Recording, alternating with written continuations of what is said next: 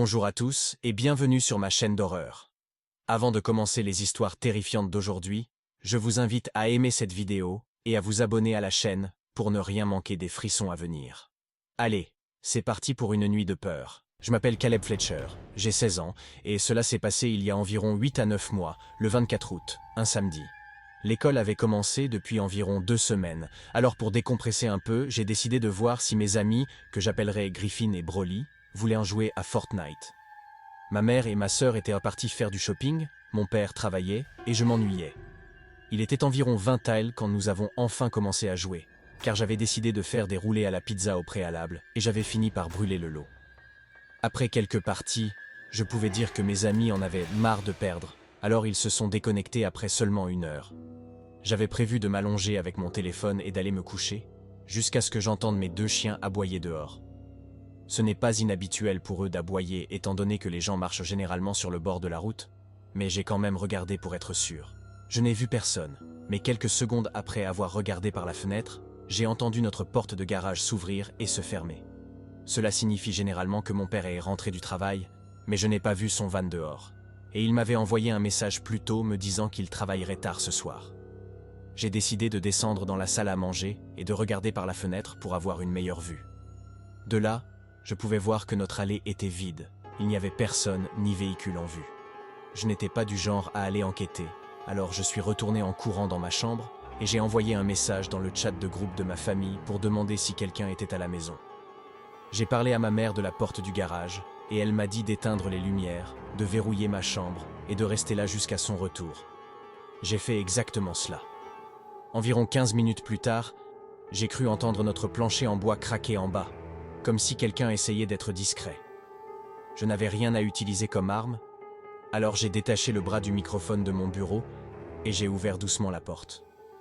Je suis sorti sur notre balcon à l'étage et j'ai regardé en bas pour voir si je pouvais repérer quelqu'un ou quelque chose de suspect. J'ai bêtement crié « Y a-t-il quelqu'un ?» comme s'ils allaient vraiment répondre. Je pensais que tout allait bien jusqu'à ce que je voie une grande silhouette de quelqu'un debout sous le balcon. J'ai paniqué et couru vers la pièce la plus proche avec une porte, qui se trouvait être ma petite salle de bain. L'intrus devait savoir que je l'avais remarqué, car j'ai entendu des pas rapides et bruyants monter nos escaliers pendant que je me verrouillais dans la salle de bain. J'avais stupidement laissé mon téléphone dans ma chambre, qui était la pièce juste à côté. Après avoir rassemblé assez de courage, j'ai foncé dans ma chambre, verrouillant la porte dès que je suis entré. La chambre de ma sœur était juste en face de la mienne, et sa porte était ouverte, donc j'ai supposé que l'intrus devait être là. Après avoir verrouillé ma porte, j'ai pris mon téléphone et composé le 911. Juste avant de passer l'appel, j'ai remarqué que la porte de la salle de stockage dans mon mur était légèrement ouverte. J'ai vu un œil brun foncé qui regardait à travers la fissure, fixant mon âme. La terreur pure que j'ai ressentie à ce moment-là est quelque chose que je n'oublierai jamais. Je suis descendu en courant et sorti par la porte d'entrée, montant la colline vers la maison de mon voisin, qui était policier. Il a alerté les autres policiers pendant que je restais avec sa femme, et il est descendu pour enquêter. Je lui ai dit exactement où l'intrus se cachait dans ma chambre. Quelques minutes plus tard, je suis redescendu pour voir si l'intrus avait été attrapé. En entrant, j'ai vu un homme grand et mince avec une barbe grise et un manteau noir sale être plaqué au sol par mon voisin pendant qu'il se faisait menotter.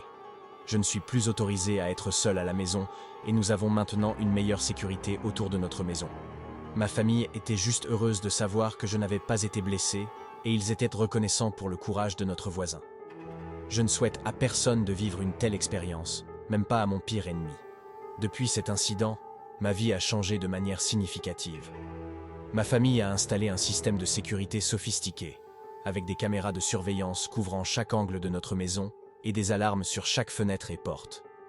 Nous avons également ajouté des verrous supplémentaires à toutes les entrées. Mon père a pris un congé de son travail pour être à la maison pendant quelques semaines après l'incident, et ma mère a arrêté de faire du shopping tard le soir. Mes amis Griffin et Broly étaient choqués par ce qui m'était arrivé. Ils sont venus me rendre visite le lendemain pour me soutenir et m'aider à me changer les idées.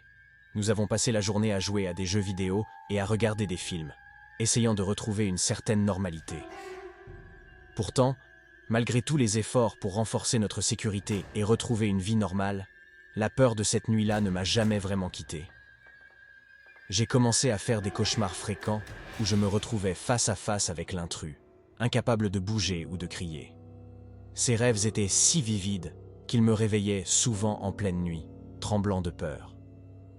Ma mère a insisté pour que je voie un thérapeute pour m'aider à gérer mon traumatisme. Les premières séances étaient difficiles, mais parler de ce que j'avais vécu et de mes peurs m'a finalement aidé à commencer à guérir. Un jour, environ 1 mois après l'incident, j'ai reçu une lettre du tribunal. L'intruse avait été arrêté et allait être jugé pour cambriolage et tentative d'intrusion. Le procès a été une expérience éprouvante, mais il m'a aussi donné un sentiment de justice. L'homme a été condamné à plusieurs années de prison, ce qui m'a apporté une certaine paix d'esprit. Malgré cela, j'ai toujours du mal à rester seul à la maison. Même maintenant, je vérifie constamment les portes et les fenêtres, m'assurant qu'elles sont bien verrouillées. Je garde aussi mon téléphone sur moi en tout temps, prêt à appeler à l'aide si nécessaire. Cet incident a laissé une marque indélébile sur ma vie, mais il m'a aussi appris l'importance de la vigilance et de la sécurité. Je suis reconnaissant d'avoir une famille et des amis qui me soutiennent, et je fais de mon mieux pour avancer, un jour à la fois.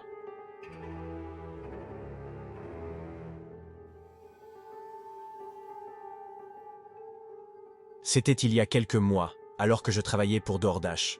Je ne conduis que comme activité secondaire, environ 10 à 15 heures par semaine. Ce soir-là, je ne faisais que quelques commandes car il était déjà tard et j'avais pris une petite commande vers 1h du matin.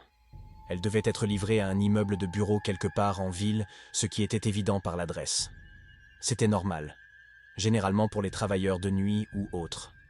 En arrivant sur le parking, il était vide, aucune voiture, et il ne semblait pas y avoir de parking derrière le bâtiment non plus. J'ai garé ma voiture près de l'entrée et suis sorti avec la nourriture.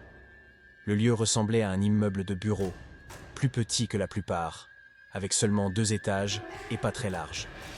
Toutes les lumières étaient éteintes à l'exception d'une lumière derrière la porte d'entrée. J'ai vérifié l'application pour voir les instructions de livraison, qui disaient d'entrer dans le couloir principal et de laisser le sac devant la porte de la chambre 232. J'ai regardé à travers la porte du bâtiment et vu ce couloir avec plusieurs portes fermées de chaque côté. J'avais déjà livré dans des hôtels, mais c'était une première pour un bureau. J'ai poussé la porte et elle n'était pas verrouillée, alors je suis entré.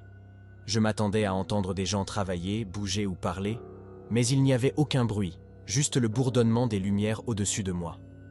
En passant les premières portes, elles étaient toutes numérotées dans les 100 comme 102 et 106, donc je supposais que la chambre 232 était au 2e étage. Au milieu du couloir, il y avait une porte menant à l'escalier, maintenue ouverte par une cale. Les lumières étaient éteintes. Je suis monté jusqu'au bas de l'escalier et ai regardé en haut. Tout l'escalier était plongé dans le noir complet. Aucune lumière ne venait d'en haut où je devais déposer le sac. J'ai commencé à ressentir un malaise avec ce silence étrange, et cela m'a donné des frissons. Habituellement, je suivais les instructions à la lettre pour obtenir de bonnes critiques. Mais cette fois-ci, j'ai décidé de laisser le sac de nourriture en bas de l'escalier et de prendre une photo comme preuve de livraison. Juste avant de prendre la photo, une voix résonna dans le couloir. Cela me fit sursauter. Je ne pouvais pas distinguer ce qui avait été dit.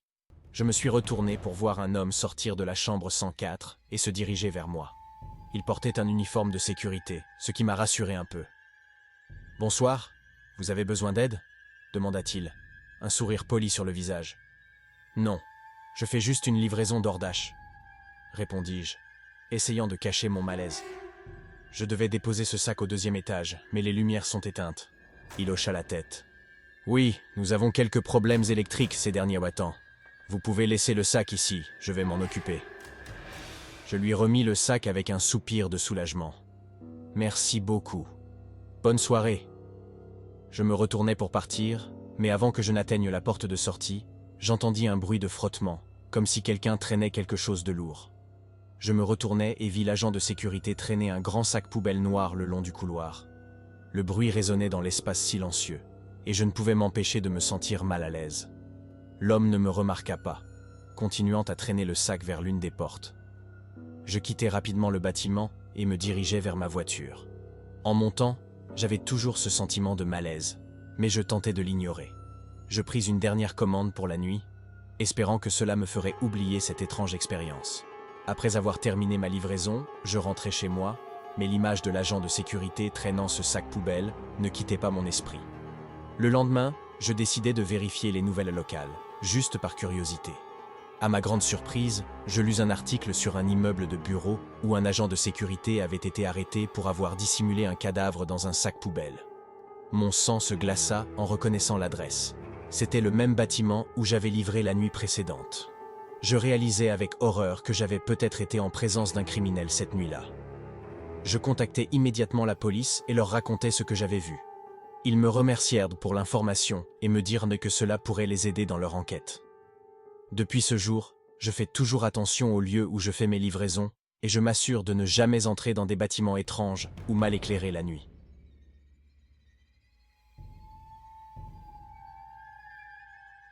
Je travaillais comme manutentionnaire de nuit dans un grand supermarché, quelque chose que je faisais depuis près de 5 ans. C'était un emploi décent, bien qu'assez monotone, mais il me permettait de payer mes factures. Cependant, le turnover du personnel était élevé, ce qui rendait chaque département en sous-effectif et surmené, et le réapprovisionnement de nuit ne faisait pas exception. J'avais un gars qui m'aidait 5 nuits par semaine, mais c'était tout. Cette nuit-là, il était en congé, donc je travaillais seul. Je suis arrivé à 22h ans et j'étais seul à 22h15. Après avoir fait quelques calculs dans le bureau, j'ai commencé à sortir des cartons pour les déballer et les ranger.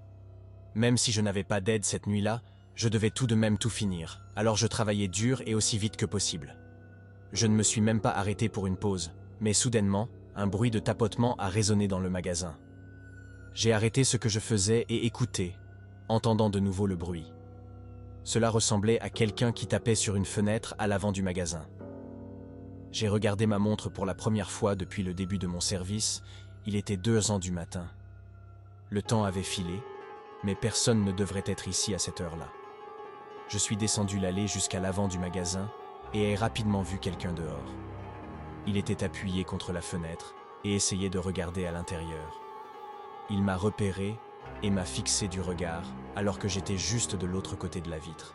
J'ai demandé ce qu'il voulait. L'homme, qui avait l'air d'être sans abri, m'a dit d'ouvrir la porte. Il avait un visage impassible, sans sourire ni rien. J'ai dit que nous étions fermés et qu'il ne pouvait pas être là, puis j'ai tourné pour partir. L'homme a immédiatement frappé la vitre, non plus en tapotant comme avant, mais en la frappant violemment. Je l'ai regardé, il était clairement enragé, le poing contre le verre. Pensant que cet homme était fou, je lui ai dit que j'allais appeler la police s'il ne partait pas. Puis j'ai sorti mon téléphone pour montrer que j'étais sérieux. Seulement à ce moment-là, il s'est éloigné de la fenêtre. Il avait toujours cet air en colère en s'éloignant et en se dirigeant vers le parking. Le voyant partir, j'ai rangé mon téléphone et repris mon travail.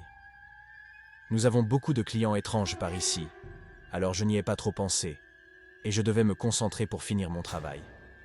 Je n'avais réussi à ranger qu'un petit chariot de carton, soit environ 15 minutes plus tard, quand un bruit soudain a résonné dans le magasin. Cela ressemblait à quelque chose de métallique qui se cassait ou se raclait. J'ai rapidement laissé tomber ce que je faisais et couru vers l'avant du magasin. Personne n'était aux fenêtres, alors je suis allé à la porte d'entrée. C'était une de ces portes tournantes en verre qui utilisent un verrou en haut pour la fermer quand le magasin ferme pour la nuit. Tout de suite, j'ai vu que le verrou avait disparu, non seulement déverrouillé, mais complètement enlevé. J'ai appuyé ma main sur la porte, elle a tourné librement, permettant à n'importe qui d'entrer. Je me suis senti pâlir en réalisant ce que cela signifiait, et j'ai su que je devais appeler immédiatement la police. J'ai tourné pour aller au bureau avant, mais j'ai instantanément rencontré le regard de cet homme de tout à l'heure. Il était à quelques mètres de moi, avec toujours cet air enragé. Je n'ai pas hésité et couru à travers la porte tournante, entendant l'homme me suivre de près. En courant vers le parking, une vieille camionnette est arrivée en trombe devant, manquant de peu de me heurter. Mais j'ai continué à courir jusqu'à ma voiture. En m'y précipitant, j'ai remarqué que l'homme ne me poursuivait plus et que la camionnette quittait rapidement le parking. J'ai appelé la police et passé les heures suivantes à expliquer ce qui s'était passé. Ce n'est que le lendemain que nous avons obtenu les images de sécurité montrant l'homme s'introduire dans le magasin. Mais la qualité des images n'était pas excellente. Nous sommes presque sûrs qu'ils voulaient me faire entrer dans leur camionnette, mais nous ne savons pas pourquoi. Je suis certain que si je n'avais pas été aussi rapide, je n'aurais probablement jamais été revu.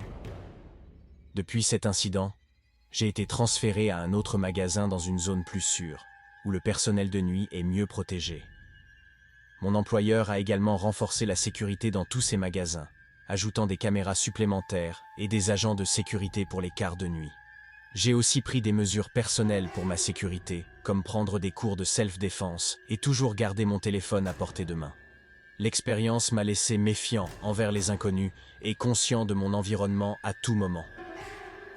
Je suis reconnaissant d'avoir échappé à cette situation dangereuse et de pouvoir partager mon histoire comme un rappel de l'importance de la vigilance et de la sécurité personnelle.